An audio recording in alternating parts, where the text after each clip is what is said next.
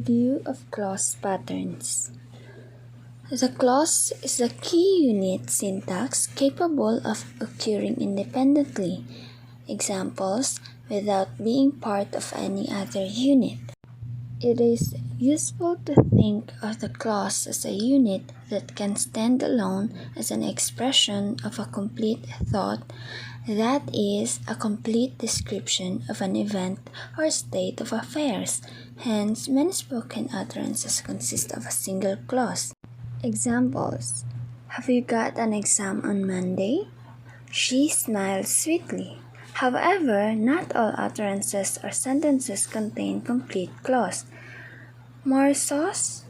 5 years later?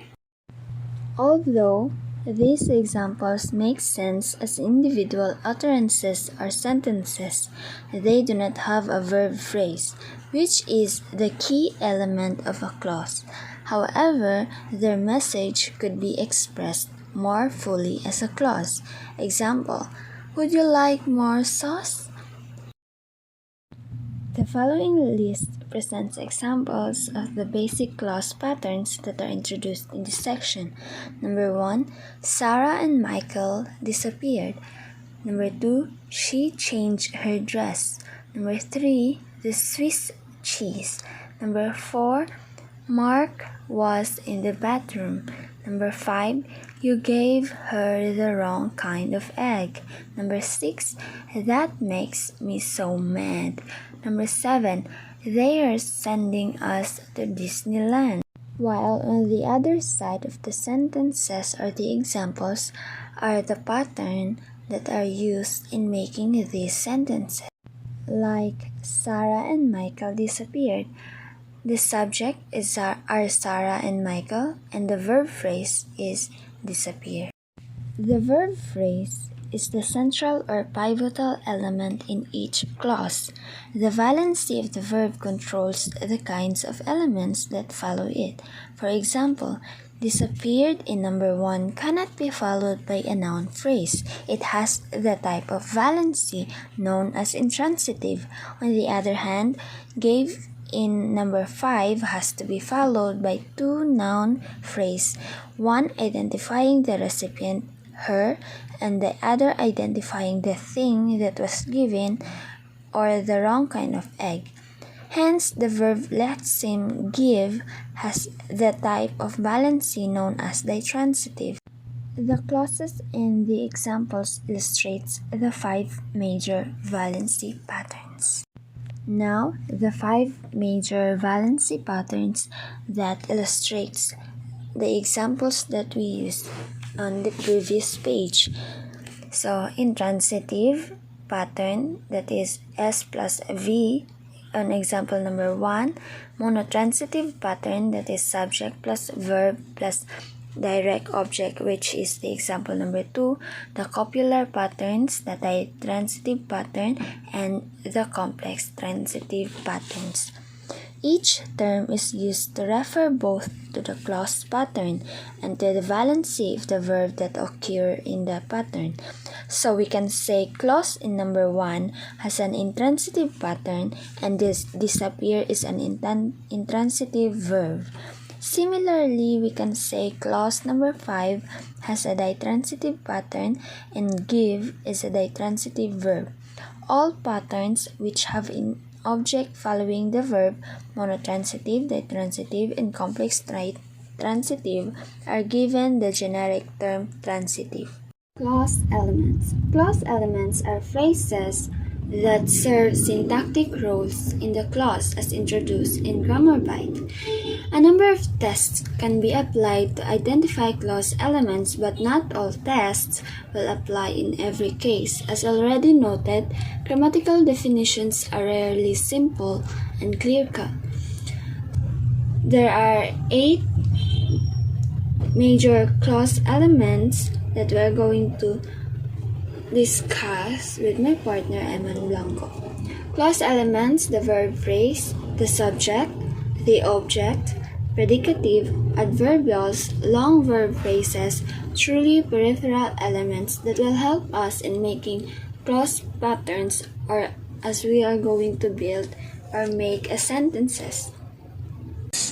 So first, we have the verb phrase. So what is verb phrase? The verb phrase is the central element of the clause because it expresses the action or state to which other elements relate, and it controls the other kinds of elements and meanings that can be in the clause. The next one is the subject. The second most important element is the subject. In semantic terms, a number of criteria can be used to define the subject. Or, the subject is a noun phrase. It occurs with all types of verbs. Or, subject pronouns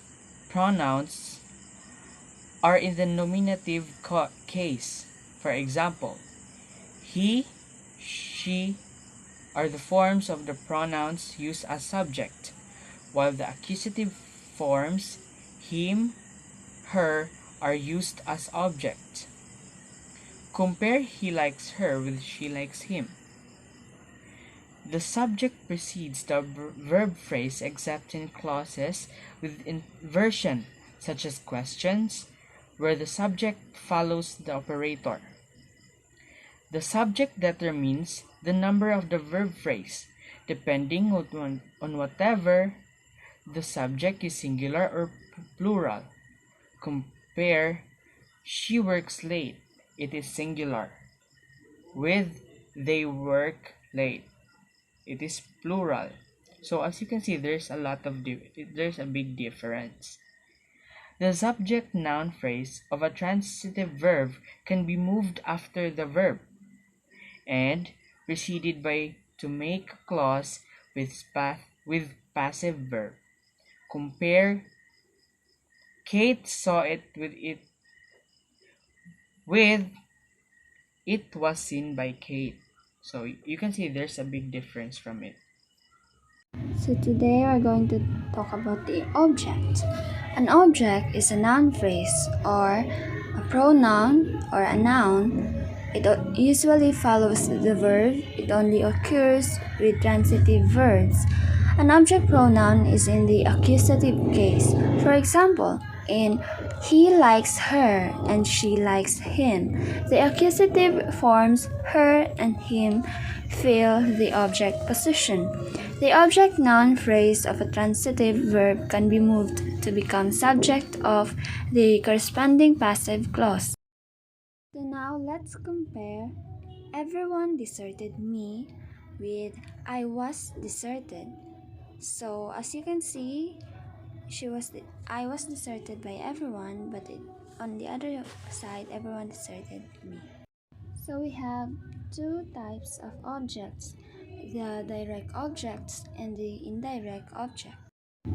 Direct objects. A direct object generally follows immediately after the verb, except where an indirect object intervenes.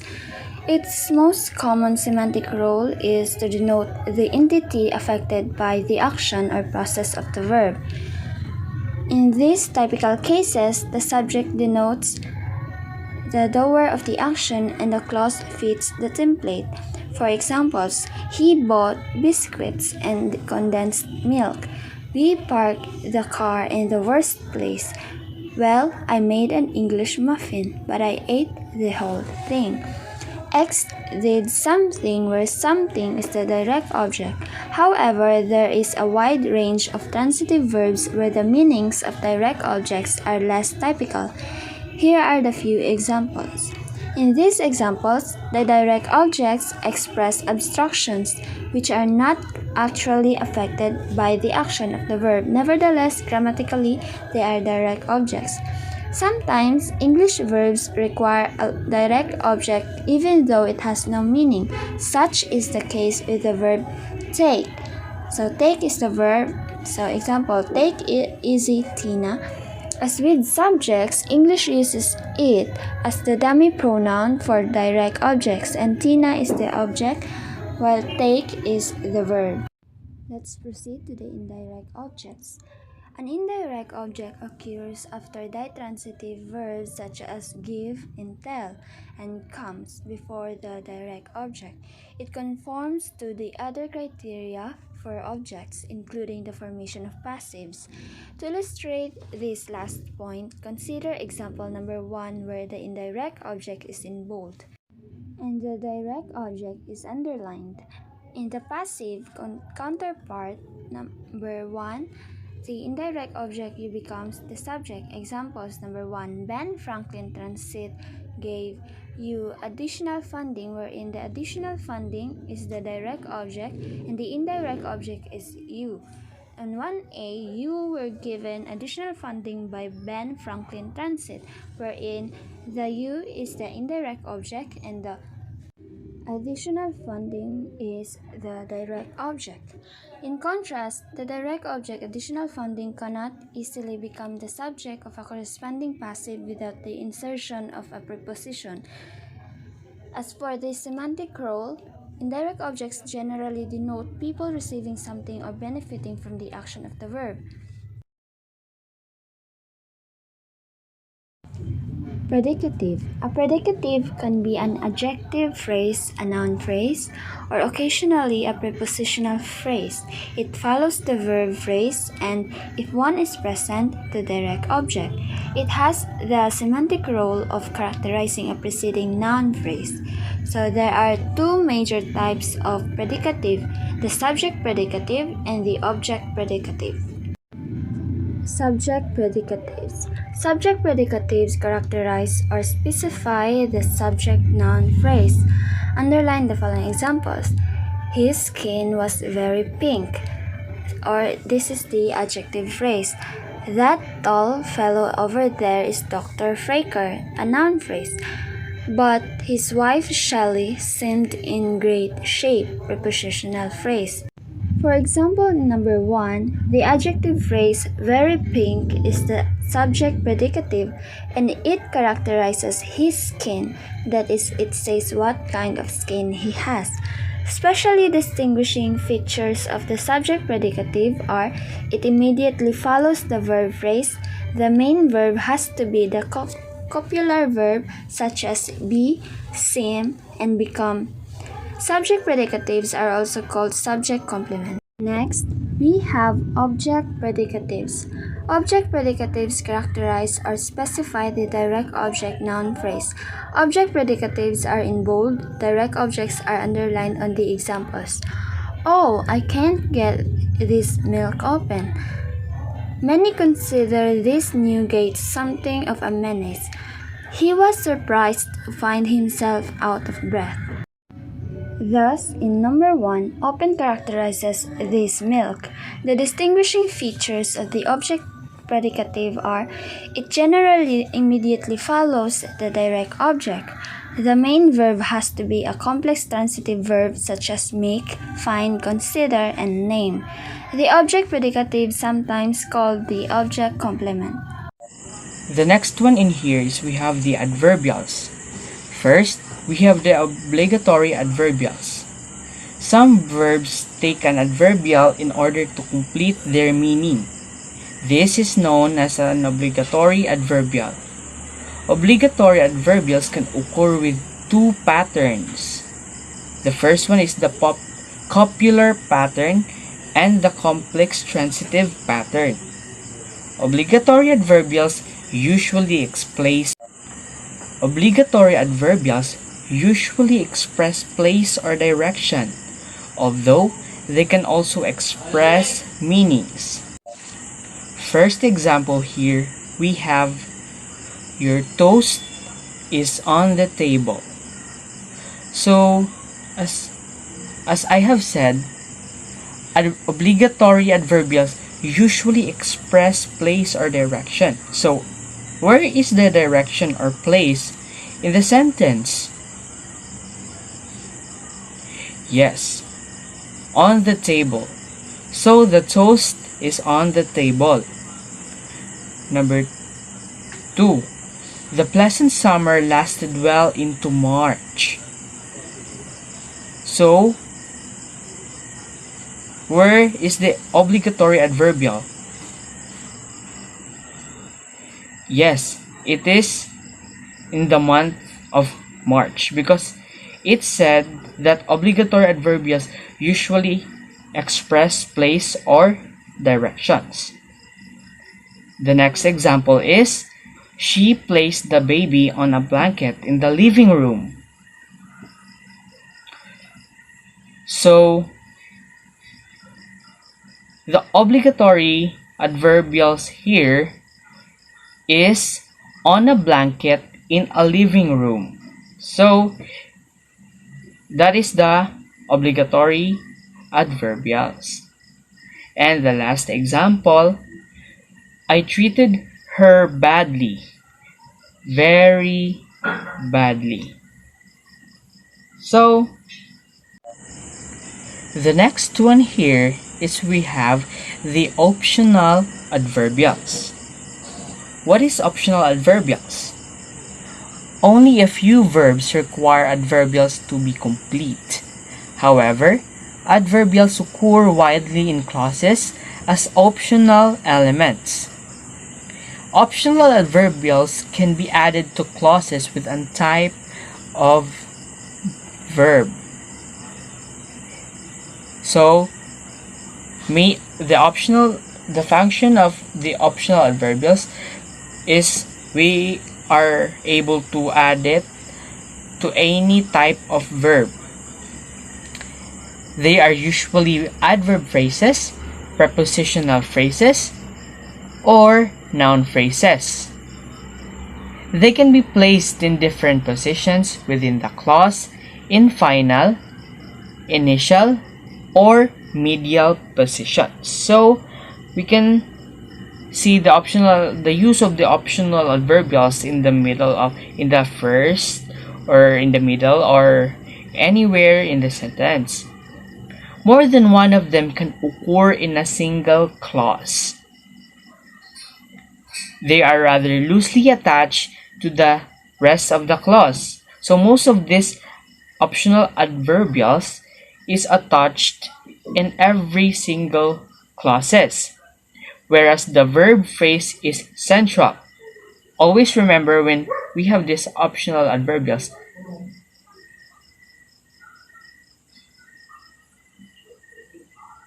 the verb phrase is in central. The adverbial is relatively peripheral, except in those clause patterns that require adverbials. Optional adverbials add additional information to the clause, covering a wide variety of meanings, such as place, time, manner, extent, and attitude. So the first example here is we have, I only bought one today. So where is the optional adverbials in there? As it being said, it covers a wide variety of meanings such as place, time, manner, extent, and attitude. So what we saw here in the example is today. It is the optional adverbials, wherein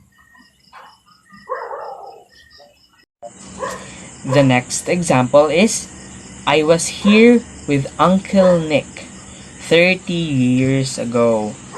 So, where is the optional adverbials? Wherein we can see there's already a pattern in here, where S plus V plus A plus A plus A. That pattern has a meaning. So, what do you mean by S? S is the subject. So, the highlighted word in here is with Uncle Nick 30 years ago. So that is the optional adverbials because it was the 30 years ago. Because as it is said it covers a wide variety of meanings such as place, time, manner, extent, and attitude. The last example. They are peculiarly susceptible to drought. They therefore benefit considerably from periodic submergence. So, what is the covered meaning in here? As you can see in this example. So, it covers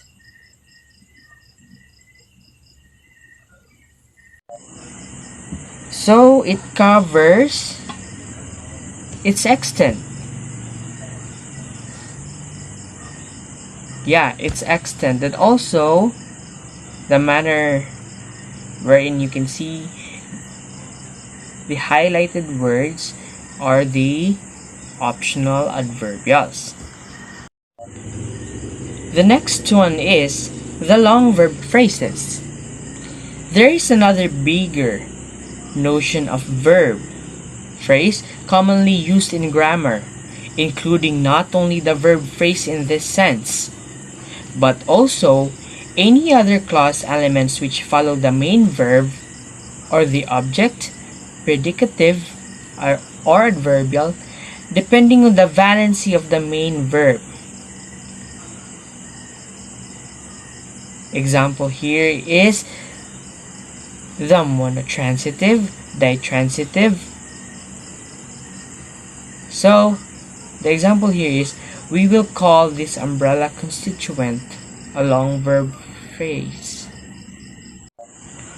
So, as you can see in the figure 3.4, showing the long verb phrases together with the figure 3.5, also showing the pattern of the long verb phrases.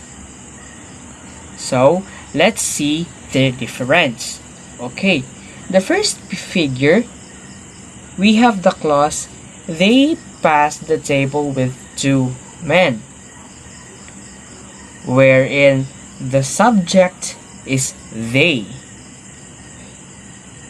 And the next one is the long verb phrase.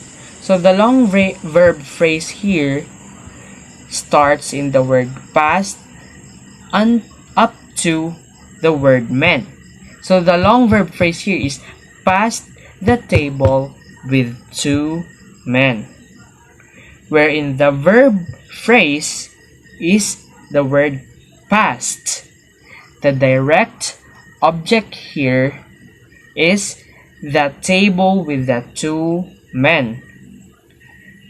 And the next one is the modifier, which is the word with and the word to. And the prepositional complement, lastly, is the two men. So let's see in the figure 5 what are their differences. So here in the figure 3.5, we still have the same clause. So let's read it. They passed the table with two men. Okay, it's still the same. Nothing has changed. But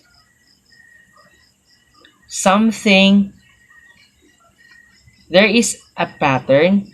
The pattern has been changed. But still, the subject is the word they. The next one is the long verb phrase that consists the verb phrase, the direct object, and the new one is the adverbial.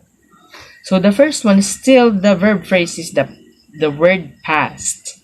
The direct object is still the table. The next one is the adverbial, which is the word with, and still the prepositional complement is the word "the two men." So as you can see, what is being changed and or what is being added in these patterns. Yes, in the first figure we have a modifier, and the next one we have the adverbials. So these examples are already shown in the figure 3.1 and 3.2 already in the topic of clause elements and clause patterns. And lastly, we have the truly peripheral elements. Some elements are even more peripheral to the clause than adverbials. These are attached to the clause in a loose way, but do not form part of the main message of the clause. In fact, it may be unclear whether they are truly part of the clause at all. They are often set off from the rest of the clause by punctuation in writing, intonation in speech, or by being placed immediately before or after the clause. Sometimes, these peripheral elements are complete clauses in their own right. Will simply be listed here with a brief explanation in one or two examples. The truly peripheral elements are conjunctions, parentheticals, prefaces, tags, inserts, and vocatives.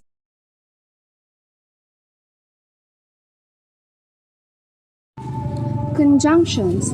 Coordinating and subordinating conjunctions are fixed in initial position in the clause, even ahead of other peripheral adverbials. And of course, now Kaylee doesn't have any teeth because he and Jane aren't married. Parenticals are set off from the surrounding clause by parentheses or sometimes by dashes. At precisely 11:07 Earth time, a message flashed up on the ITN screen. One of the first to make it in the modern times, some Greeks had known it long before, was Leonardo da Vinci. Prefaces. Prefaces are noun phrases placed before the subject, which typically have the same reference as a personal pronoun in the clause. In the following examples, the preface is in bold, and the personal pronoun with the corresponding reference is underlined. Example: this woman, she's 90 years old. This woman is the preface, and the corresponding reference is the underline. But Anna Louise, what could have attracted her to a man in his 50s? D. Tags. In contrast to prefaces, tags are normally added at the end of a clause and can be either noun phrase tags, question tags, or declarative tags. On number 1, a noun phrase tags. It is nice, that table anyway. On number 2, the question tags.